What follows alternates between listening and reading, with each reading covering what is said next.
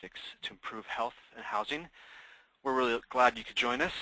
I'm Robert Hickey. I'm a Senior Research Associate with the Center for Housing Policy and the National Housing Conference. And in a moment, we're going to be hearing from staff from the California Department of Public Health talking about a variety of data sources that can be used to enhance healthy housing efforts at the state and local levels. This webinar is the last of Solutions Webinar Week, a series of webinars designed to share innovative policy and practice and to showcase the kind of deep expertise, the broad perspective, and quality information you can expect when you attend Solutions 2014. This is our national conference on state and local housing policy. It's coming up in mid-November. We'll be traveling out to Oakland, California this year, and we've got a great lineup of 36 workshops, bonus sessions, and roundtables, as well as 4 great mobile workshops that will be taking people all around the Bay Area. Also great opportunities there to network with people from across the spectrum of affordable housing. So I encourage you to register, as it's not too late to register. You can go to that link at the bottom to learn more about the conference and how to get signed up. So I should also mention that today's webinar is made possible with support from Capital One, whose generous help has enabled us to produce a series of webinars all this past year. And lastly, before we turn it over to the actual webinar talent, some quick housekeeping issues. So we are recording this webinar. You'll be able to find an archived copy on our website. We'll also send out a link to everyone who registered once the recording is online. Also note that all participant lines are muted to make sure clear sound quality is available for everyone. And we will be having a time for questions and answers at the end of the hour. How do you ask a question? So to post at any time during the webinar, just submit it through the question box in the GoToWebinar control panel that you have on your right. This is actually the area circled in what looks like red crayon. We will answer as many of your questions as possible at the end of the webinar. Oh, and technical difficulties, if you run into any problems, you can use the chat window to let the organizer here know. That's myself. But more immediate help might be found by checking out the help menu at the top of the control panel where you can locate technical support. Another backup option is to go to the GoToWebinar support website, which is support.citrixonline.com. So without further ado, I'd like to introduce today's moderator and first presenter, Janet Tobacman. Janet is the Healthy Housing Program Manager for the California Breathing Asthma Program at the California Department of Public Health, shown here. She's been coordinating healthy housing activities for California Breathing since 2007, during which time she's organized healthy housing symposia, co-authored a report on statewide health and housing data, and trained hundreds of practitioners from a variety of fields on the basic principles of healthy housing. And she, like all of us, is in the spirit today of Halloween. Take it away, Janet. Thank you, Robert. And with us also today is Meredith Millett, who is the epidemiologist for the California Breathing Asthma Program at the Department of Public Health here in California, where for 9 years she's worked on the asthma surveillance system that tracks data on the burden of asthma throughout the state. And also with us in her ghostly vest is Jacqueline Valle, who is an epidemiologist in the California Environmental Health Tracking Program here in our department.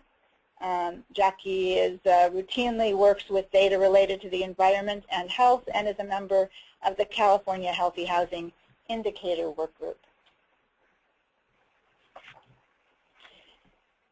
So what we want to do today is a few things. We want to briefly, very briefly, introduce what we mean when we say healthy housing and why it is that the kinds of data that we're going to show are helpful in terms of improving and advancing an affordable housing agenda.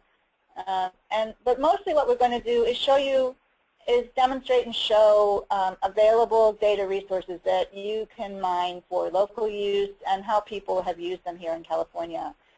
And in particular also how the Environmental Health Tracking Program here at the Department of Public Health and some other places around the country have done that as well. And we'll let you know also about a report that we produced on healthy housing data. So what do we mean? What is healthy housing? Well, the Surgeon General in 2009, in a call to action for healthy housing, which I still think is a really good document and has one of the best definitions of healthy homes that I've seen, is that a healthy home is one that's sited, designed, built, renovated, and maintained in ways that support the health of residents. And some of these things happen at a micro level, and some of them happen at a macro level. But in all cases, one thing that applies is what Dr. Megan Sandel from Boston University School of Medicine has said, which is that a safe, decent, and affordable home is like a vaccine, and that it literally keeps children healthy. It creates health and well-being through healthy buildings, healthy policies, healthy communities, which all comes down to healthy people.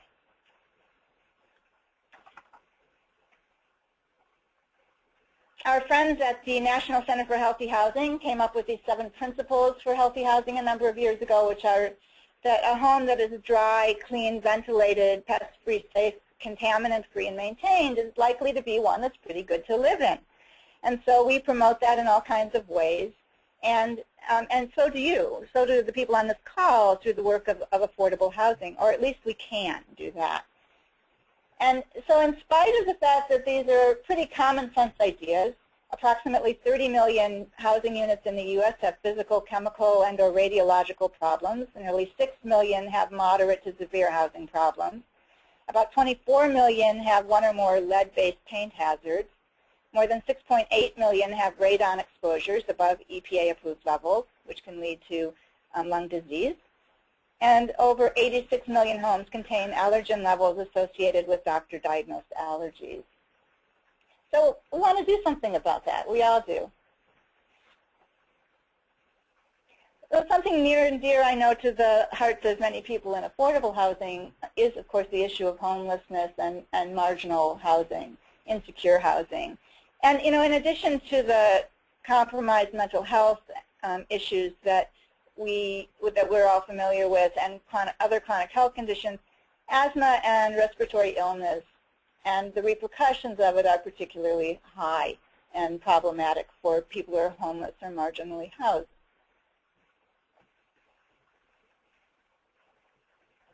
Those living in poverty are also more likely to live in substandard housing, of course, more likely to live in overcrowded conditions, have higher asthma rates and complications from asthma, higher prevalence of lead poisoning in children, and higher smoking rates. And we think of higher smoking rates partly as a policy issue because we would promote voluntary or regulatory policies that reduce exposure to secondhand smoke in homes. And secondhand smoke in homes is particularly an issue in multi-unit housing where smoke drifts from one unit to another.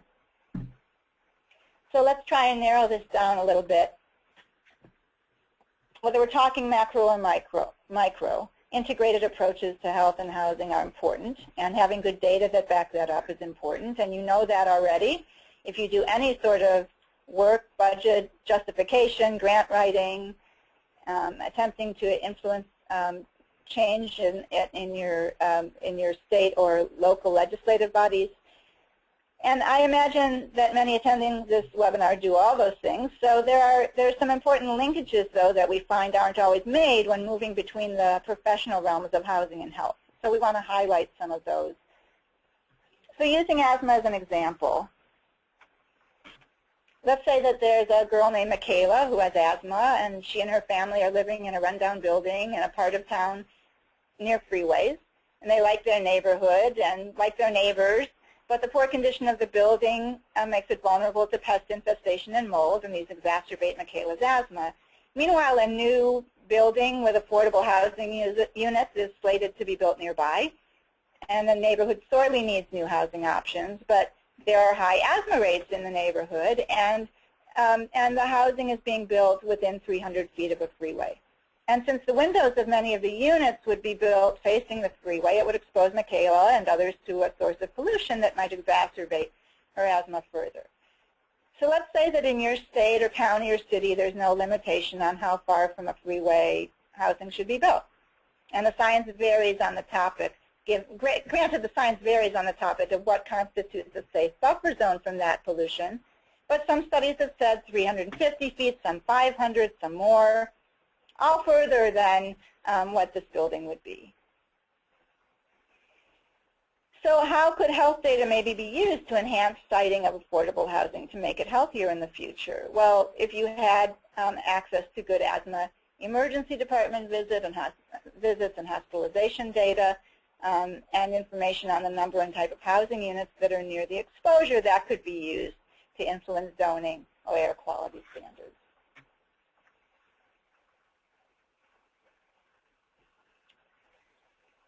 And let's say you're part of a local nonprofit community development agency and are wondering how health data might be used to help improve the odds of a healthier home environments for residents.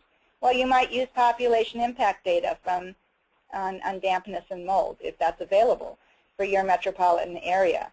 Or because there is, in fact, a very, very clear link between asthma and dampness and mold. And if you pair that up, again, with asthma rates and hospitalizations, then you could use that data to develop or provide effective educational programming for builders and designers in your area. Many times, renovation and better maintenance of existing housing stock gets left off the agenda when we advocate for affordable housing or attempt to influence affordable housing opportunities for people. And yet, in many places, there will always be more old housing stock than new housing stock. So what about that existing rental unit that's in very poor shape and posing health risks? So if we think, for example, about weatherization programs, which I imagine some of you are familiar with, weatherization programs are geared toward improving energy efficiency and thus reducing costs, especially for low-income homeowners. Although sometimes there's a funding stream that helps low-income tenants as well. And this is done through activities like reducing unwanted openings in the building envelope or improving the energy efficiency of heating and cooling systems. And in the process, these activities often make for a drier, better ventilated, more pest-resistant home, all of which would be good for someone like Michaela. So if you wanted to influence those funding streams, you might, again, want to draw on data sources about asthma, but perhaps you could mix it this time with local data on buildings prone to lead paint hazards, because buildings, of course, built before 1978 are more prone to that. And the rates of lead poisoning in children is likely to be very high in these very same neighborhoods where the rates of asthma are very high due largely to poverty. And so then that could be used for the work that you all do. In California, we developed a report called the Overlapping Issues of Health and Housing, which gathers together available statewide data and healthy housing indicators.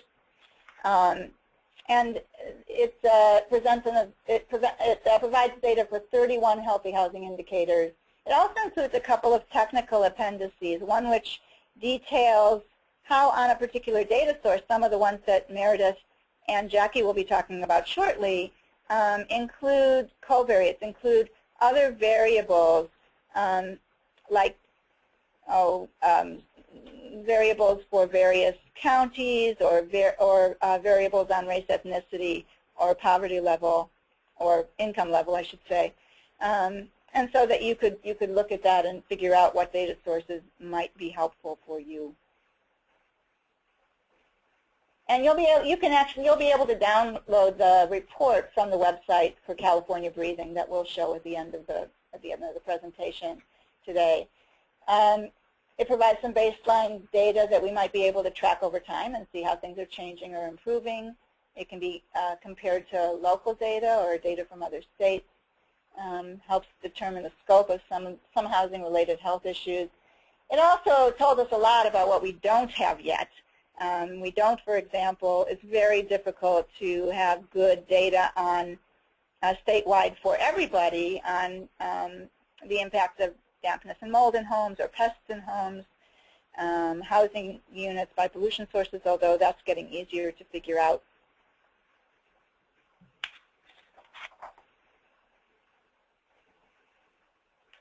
And we want to know that because, of course, renters are more likely than owners to live in housing without complete plumbing or kitchen and overcrowded units.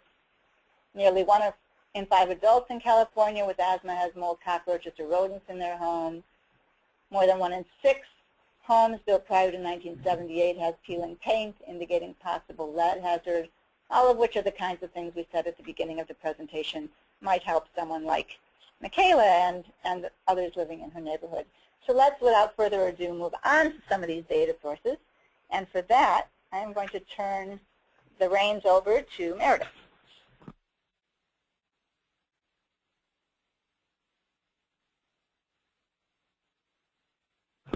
Thanks, Janet.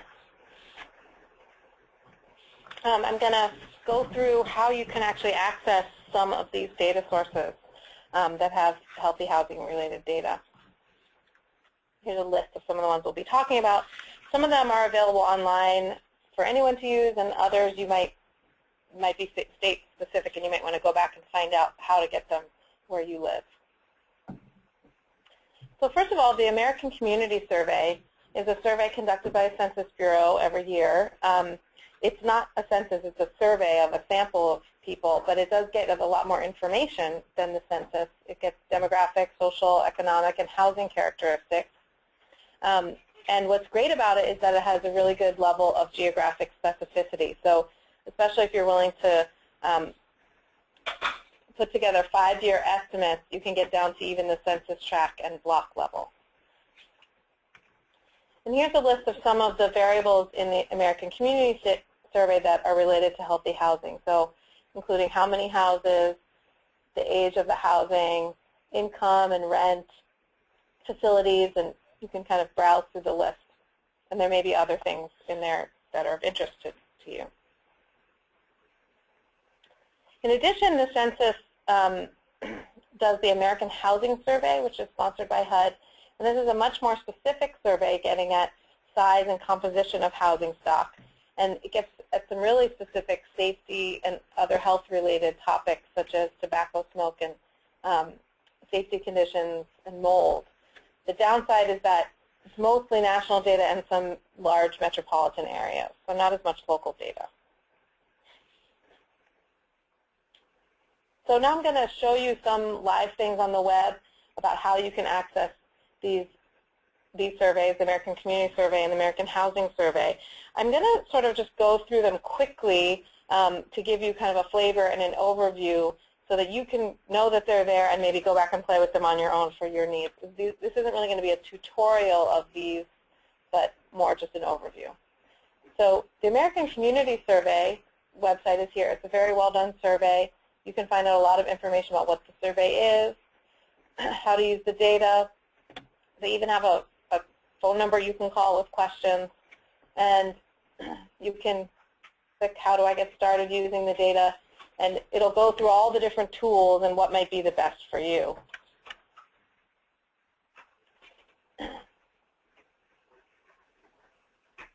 Sorry. To go back to the beginning here. The American Housing Survey also has a website with all the information on it, and you can do some custom tables there. Those are mostly just the national data, so I'm not going to go through that. But what I am going to show you is what's called American Fact Finder. It's a website from the census that includes data from all different census products. You can see down here it includes the American Community Survey, the American Housing Survey, and other census data. And they have a really user-friendly site with all different tools that allow you to search for the information you need. So for example, this community facts section, you can just put in a place that you're interested in. So I'm going to put in the zip code that I'm in right now in Richmond, California.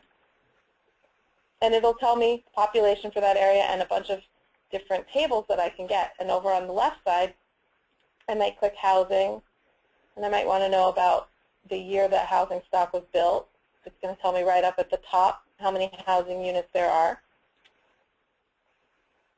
And it'll give me a table for this zip code It'll tell me how many units there are, and then the percent and the number in each of these categories. So down here, I'd be able to see how many were built in different time periods. And it'll have other information down through the table.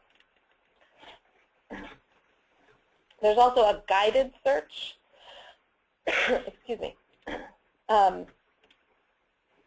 where you can do it just a little bit of different way to get at the data. You can say, I'm looking for data on housing, and click through and do all the and get all the topics you want. So you might want problems and pests. And then you would pick a geography. And this data is from the American Housing Survey, and so you can only pick geographies that are white and not grayed out. So only the national or those metropolitan statistical areas that I was mentioning. So I might say Cleveland. And then when I'm done, I'd get a table like this. So for Cleveland, it would show me, in this case, the number of units that were surveyed and how many fall into these different categories. So there were 860 units, and let's say, I'm just going down, let's say you'd see that 27 have evidence responded that they have mold in the past year. So that's just an example of the data you can get that way. There's also an advanced search that gives you just a little more flexibility on how you can look at the data. And I'm just going to kind of show you, you click through different things like the topic you want, the geography. You can even put an address in if you want a specific address. If you want to know what census block you're in, but you don't know which one it is, you can put the address in. And you might end up with, this is just an example of a table you'd end up with. It takes a while to load, so I didn't want to go through all the steps. But for instance, this is looking at sort of overcrowding occupants per room. I picked a census tract in Washington, D.C., and it tells me the number of units and then how many fall into these different categories of occupants per room. And in this case, it looks like higher occupancy among the renter-occupied units, which might be expected. And the last thing that they have on American Fact Finder is a download center. If you're more advanced and you want to actually download some of the data sets, you can do that. So that's just an overview of what is available from the census. There are also health surveys throughout the U.S. that have a lot of data that might be useful. The Behavioral Risk Factor Surveillance System is a system of health-related surveys done in all 50 states plus some territories. And it's done in collaboration with CDC. It's state-specific, but there is a core questionnaire that's done in every state, and CDC then kind of compiles the data. And the core questionnaire is done among adults, and then states can add additional questions. So your state might have specific questions that would be of interest to you. And included in that, some states like California add questions about children. So the core questionnaire is just adults, but your state might have information on children. The core questionnaire includes a lot of health topics, some of them related to healthy housing like smoking and asthma. And then some of the state-added questions that might be available in your state have to do with smoking rules, type of housing structure, and then we have some questions about paint that have to do with lead exposure. And the major limitation of this type of data is that it's kind of a small sample size in respect to getting local data. So you pretty much can get just statewide in some large metropolitan areas. And I'm going to show you a really brief overview of all the online tools that CDC makes available for getting the BRFSS data. But I want to say that your best resource is just to try to contact the BRFSS coordinator in your state because they would know what state-specific questions are added in your state, how to get your state-specific data, and I'll show you that. So the BRFSS website, like the other website I showed, has a lot of information on documentation if you want to learn more. And one of the things that you can do is find your state coordinator. So you can go through the list, excuse me, and figure out who works on BRFSS in your state. Sorry, I didn't realize I have to go through all these lists. And in some cases, you get a name of a person, but in some cases, you might actually click through to find a system in your state, like this one in New York that I'm pulling up, that has the data for your state. So New York has this health data, California has something similar. So that's just one avenue you can go through to find out where your state data might be kept, because it would be different state to state. So the CDC BRFSS website also has all these different tools. They're basically tools where you can click through the prevalence and trends data. You would choose a state and a year and a topic. And I'm going quickly, but I'm just trying to give you an idea of what's available. You might click adults who've ever been told they have asthma, and you get this overall percentage of people with asthma and a bar chart. And this tool over here called Smart City and County Data, it ends up showing you the same thing as the prevalence and trends, but for the metropolitan areas that are available in the BRFSS data. There's a mapping tool where you can also click through, and you'd end up with a map like this. So I did a click through where I did 2011 and the number of people who say no, that they don't always wear a seatbelt, and it's going to show me all the states and where they fall in and all the metropolitan statistical areas. Sorry. And I'm clicking around more than I expected to, I'm sorry. And lastly, there's this web-enabled analysis tool, and that's just a tool that allows you to kind of do some cross-tabs. So the other tools that I showed you just showed you one bar graph. This tool, you can go in and kind of do like maybe income by health insurance, or you can customize the table a little bit more.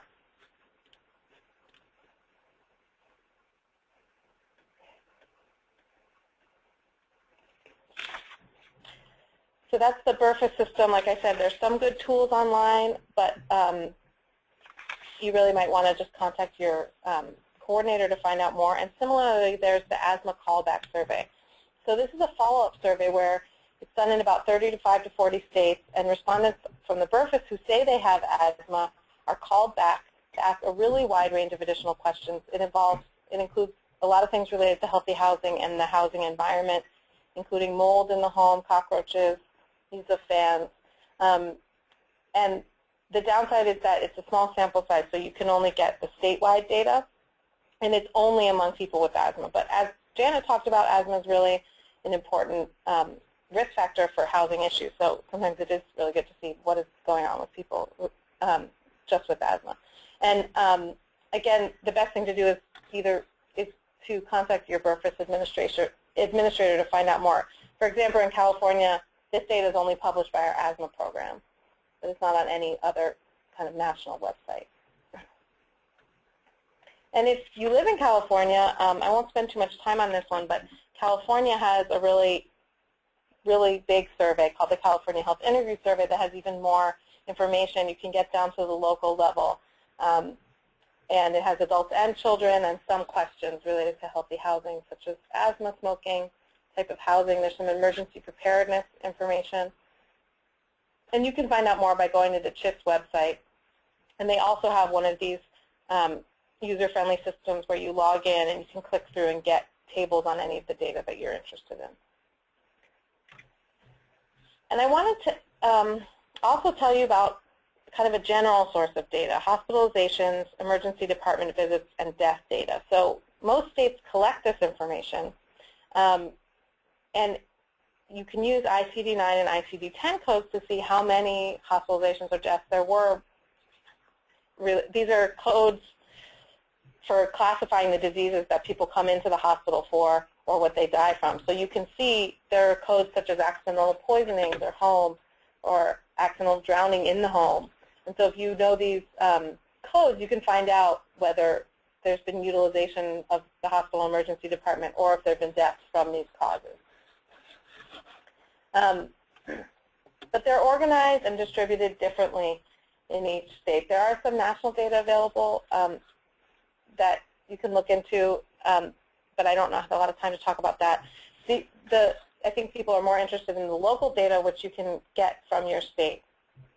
And it's hard to say there's no like perfect source to say this is where you find where to get this data for your state. One resource is the Healthcare Cost and Utilization Project. They collect inpatient data, and they have a list online. You could check out each state and find out where they keep their data. But I think another source is to go to the programs that use the data.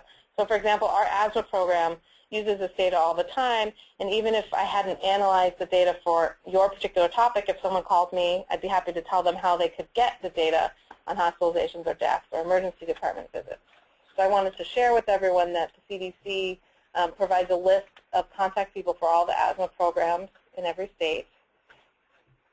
You can go to the CDC National Asthma Control website and find that. And similarly, a lot of healthy housing data is classified under injury data, and so CDC also has a list of, has an injury prevention and control program with a list of programs there where you can find out more information. And the last thing that I wanted to show you is that there's national data on injuries that could be related to healthy housing, and this system is called Whiskers. And you can go into this system and look up national data on injuries and some local data. So for example, if I wanted to look at, I clicked through all of this, maybe I wanted to look at drowning, and I wanted to look at by county for my state. I could go over here and find my state, and I could do a lot of other age groups if I wanted to. So click that, and it'll give me a map down here of where there's data available on drowning. So that's a pretty quick, but hopefully some of these might have piqued your interest to go look and find out more information. And like similarly to asthma programs that might be in your state and injury programs that might be in your state might have a environmental tracking program, and that's what Jackie is going to talk about next.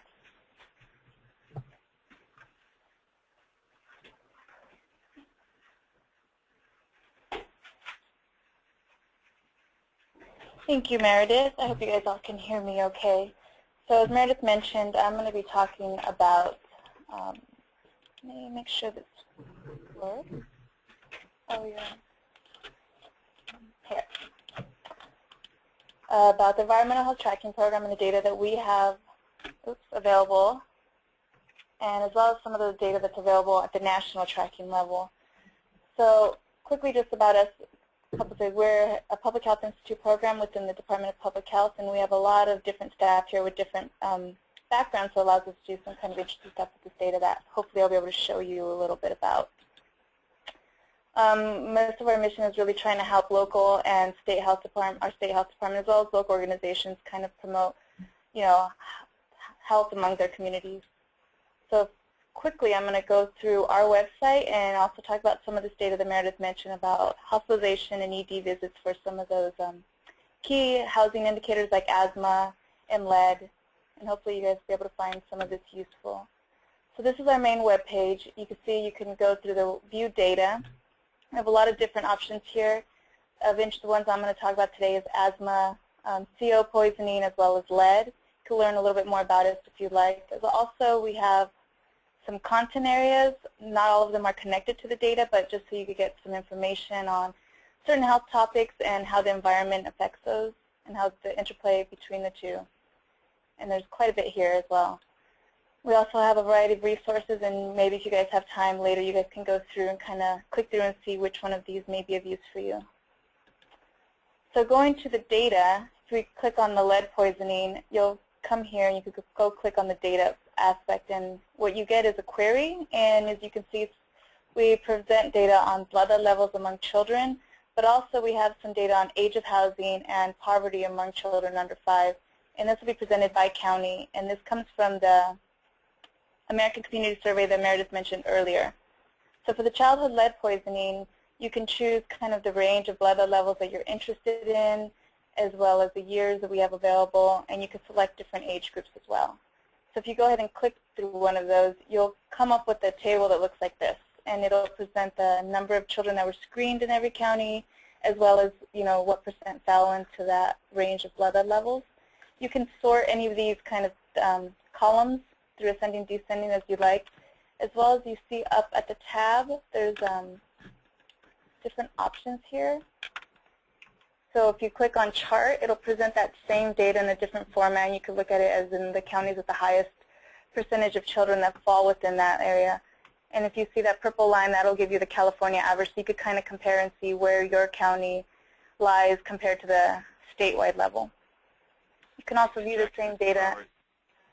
I think we lost the view of your screen. Oh. But in fact, I think the computer dropped off. Did it?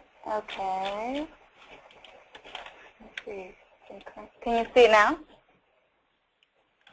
No, I can pull it up maybe here on my end. If you give me a second. All right. I think that your ability to project to the rest of the world dropped out. Oh. How about now? There you go.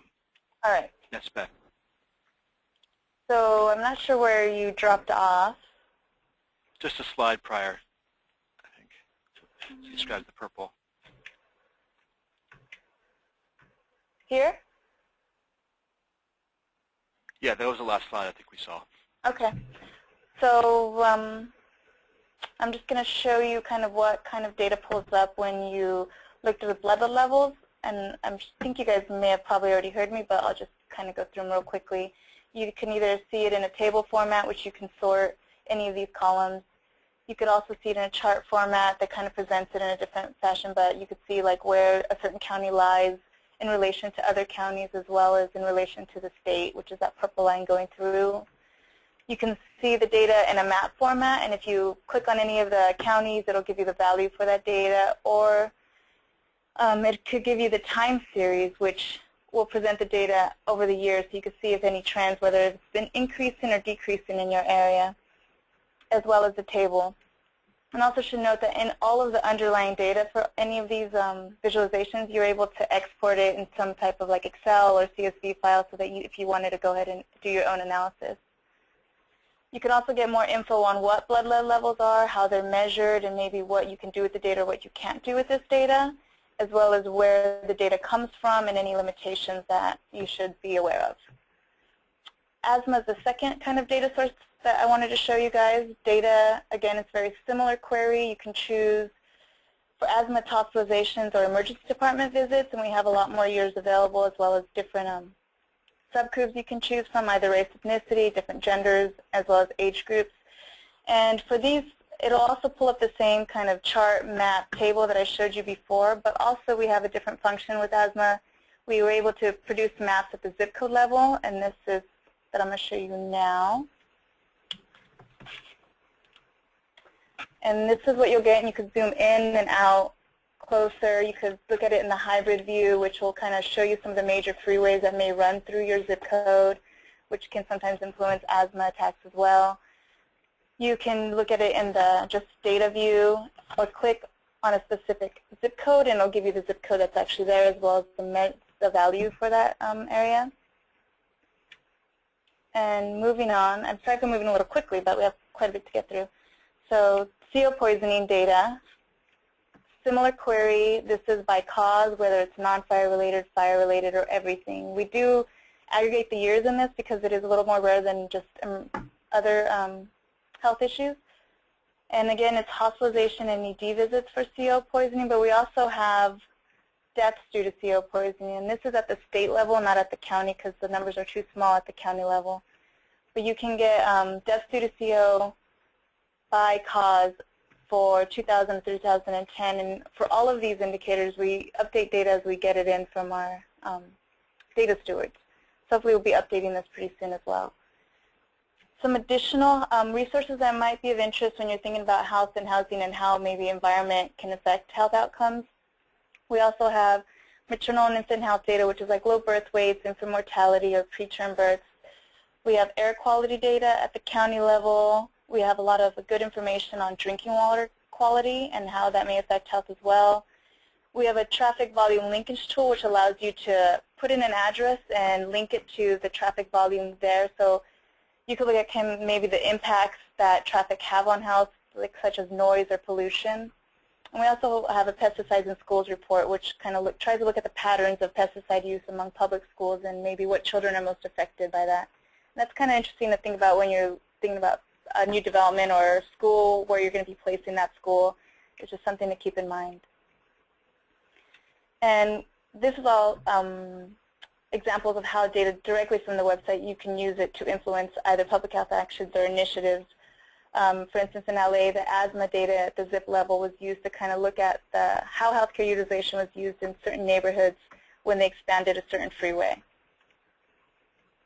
And other resource, I should mention that California is one of several, CDC, as I mentioned, is our funder, and they also fund 22 other states and 1 other city. So just want to quickly show you their national site where you can get a lot of their data, as well as an example of New York City's website, which has probably the most robust source of housing data out there among the tracking programs. So this is CDC's Homes and Health page.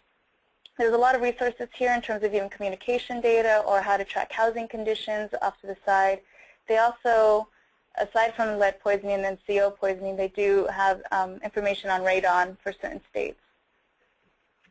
And this is the main page as well. And if you wanted to look at all the data for all of the tracking programs, you could go to Explore Tracking Data, and it'll take you to a query that you could enter in one of the indicators, for instance, CO poisoning, like I mentioned, that California has. If you entered it in here, it will pull up all the states, various states' data, and you can either compare, you could see it in a chart or table view similar to what I showed you in our site. They also have a new function that they just added a couple weeks ago called Info by Location, and it's a much more visually appealing, kind of engaging, quick snapshot of a certain county. And you would do is enter in your county up top, and it'll pull up some demographics and information about that county, as well as health information and air quality, and I believe they also include smoking and health insurance status. So it's just a little bit more engaging, a little bit easier to just kind of see, and it's just visually more appealing. Also, if you wanted to see if your state was part of the tracking network, and go to their direct site, because usually most tracking networks have more data on their own personal, on their own individual pages than they have on the national network. So these are all the participating states, and New York City in there as well. And I'm going to go to New York City just to show you the different information that they're able to provide that maybe not all the other sites do. This is their main page. If you go onto their portal, enter the New York City Environmental Health Data Portal, you'll come up with this. And as you look under built environment, they have data on housing quality. They also have data on mice and rats, cockroaches, and bed bugs. And so I'm going to go into the housing quality just to show you the kind of indicators that are available through them. And as you can see, it's a lot more than for instance, California is able to maintain on our site. They also have information on mice and rats in the building. They do this by neighborhood, and you could see this in map form the way I'm showing you, or through chart, or in table. And for all of this, you usually can export this data as well to kind of analyze it on your own. And the last interesting thing that New York City has is they actually have a rat information portal which tracks rat inspections and sightings, and they do this at the actual address level. So if you go into the rats and maps data, you continue to the map, and you could actually enter an address, or you could zoom in, just keep zooming in into, if you know, maybe you're looking at a neighborhood, thinking of moving there, housing something there, and you want to see kind of what problems are around there. But we entered in 150 Bennett Avenue, and you can zoom down to this level, and it provides you data on maybe the last inspection, if there was any active rat sightings, as well as kind of previous compliance issues or any other history related to that address. And so, I mean, this is kind of an example of what would be great if we could have across, all counties, but it's a little hard to kind of get all this and coordinate all this information in one place. But as an example of what we would love to have is the rat information portal as well as their housing information. And that's kind of it from my end. This is our contact information. If there's any questions that we don't get to at the end of this, just kind of note this down so you could just send them over to us.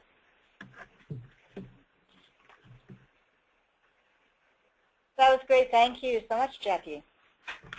and Meredith.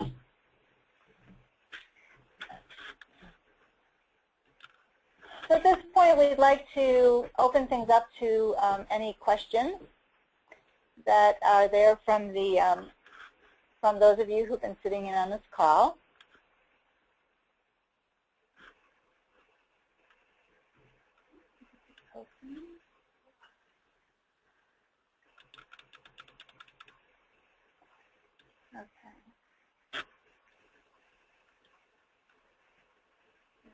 Yeah, I can read off one of the questions.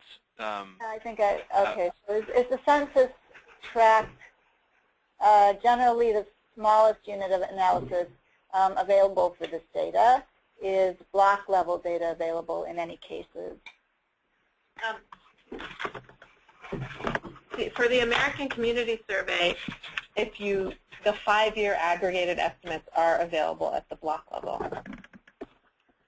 I think that was the only data set that I presented that is available at the block level.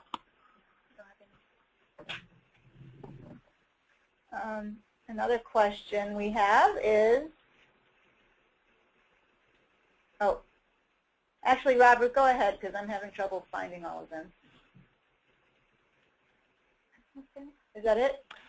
We've just had one question come in. I guess I have a question for you all, which is, you referred to 2 different sections of the CDC website, and I'm wondering if there was no overlap, was there, in the resources available during Meredith's presentation versus the one that Jackie presented on? I don't think so. I mean, I think CDC has its own health and homes area, and the CDC has its own tracking program website where you can find the tracking programs. And I was showing the BRFSS data on CDC. So those don't overlap. Although there could be data, I assume, on a certain tracking portal at a certain state that, like Jackie was saying in California, that includes things like the American Community Survey. Their portal might include some of the data that I talked about. Excellent. We did go through a lot of information and sites very quickly, and wanted to give you all a sense of the breadth of what might be available out there. But we will be available to answer questions if people have them. We'd be happy to help people through any of these sites or find whatever is available for them. That's great. I have one other question for you all, actually. Again, Robert Hickey here from the Center for Housing Policy. So you showed, Jackie, an example or 2 from New York City of how they're making actually building level data available that people can search as like a housing consumer, so to speak, before maybe agreeing to rent to live somewhere.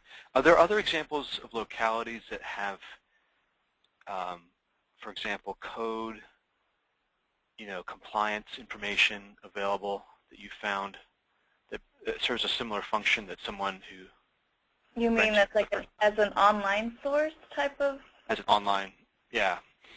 Not that I know of. I mean, a lot of localities do collect that information, but it varies on how easy it is to access it, so no. I know that, LA County has collected some of that information. Obviously, New York City does. I know that this is Janet, and doing a lot of healthy housing work around the state, one of the big challenges we've had in terms of collecting data, reliable data statewide, is that every code enforcement department, every code enforcement entity does things differently and applies things differently, applies the state laws in different ways, and has their own local regulations to go with that. So it is actually a major issue in terms of trying to scale up any interventions at a statewide level. Cool. There's another question that came in. I'll just read it. This one was, is there grant monies available to educate, train, and provide technical assistance to extremely low-income communities? on accessing data in particular, or on other things? I presume it's about accessing health data.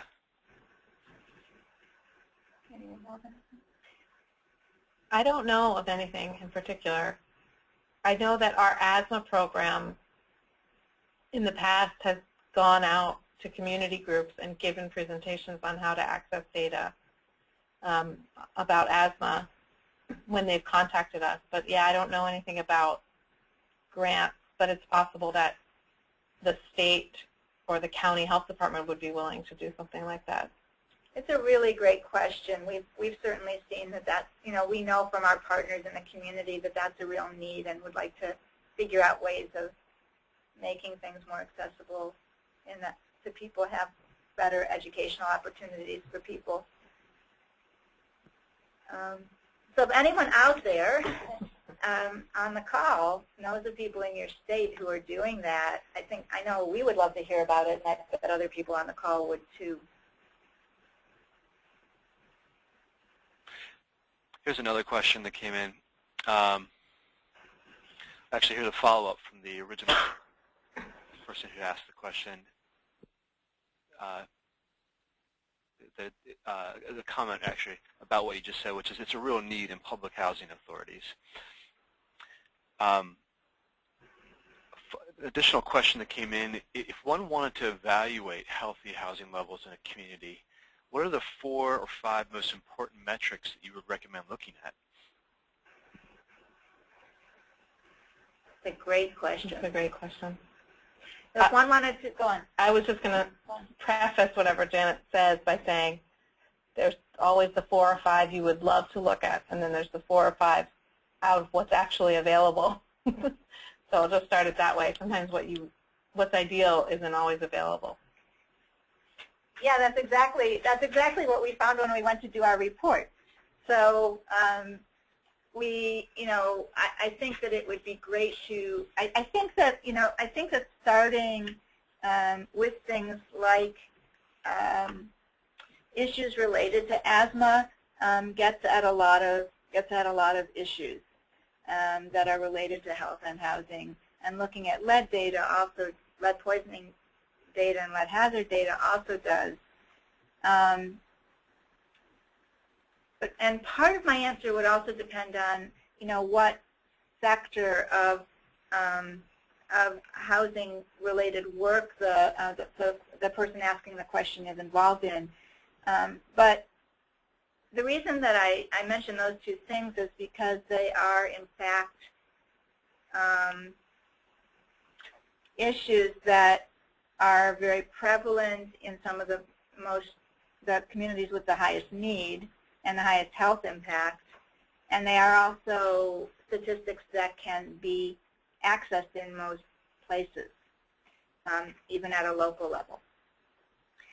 So those are some places that I would often say to start. But I know that when we went to do our report, we made a list of about 100 things that in an ideal world we would like to have data on, and included everything from the kinds of things we have shown here to things like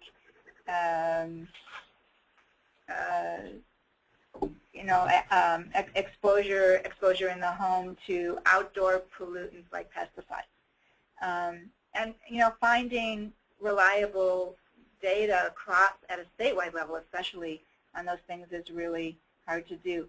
I would say that does make me think, though. I would say that one of the metrics to be considering is what at your local level, of course, are people most exposed to, because a lot of it's going to come down to the kinds of issues that you're seeing. If you're in a more rural agricultural area, you're going to want to see what kind of information you can find on pesticide drips into homes. If you are in a densely populated urban area, you might spend more time on how close to pollution sources like freeways people are.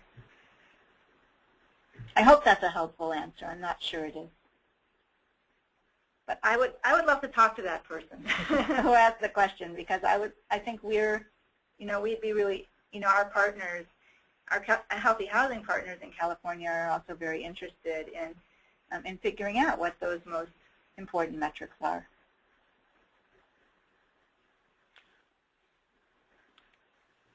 Oh, it's great that you have your contact information up for follow-up. We haven't had any more questions come in, so this might be a good place to wrap up. Well, thank you. Thank you, Janet. You're the last person that spoke there answering that question, as well as Meredith and Jackie. Audience, if you agree with me that this was a really informative panel, there'll be a lot more helpful resources on display at our conference coming up in mid-November. So I just wanted one more time to encourage you to check out that web link there at the bottom, nhc.org/solutions, to learn more about the lineup and opportunities to register. But thanks again. I want to thank again Janet Tabachman, Meredith Millett, and Jack Valle from the California Department of Public Health for a great webinar. I hope to see you guys out in California.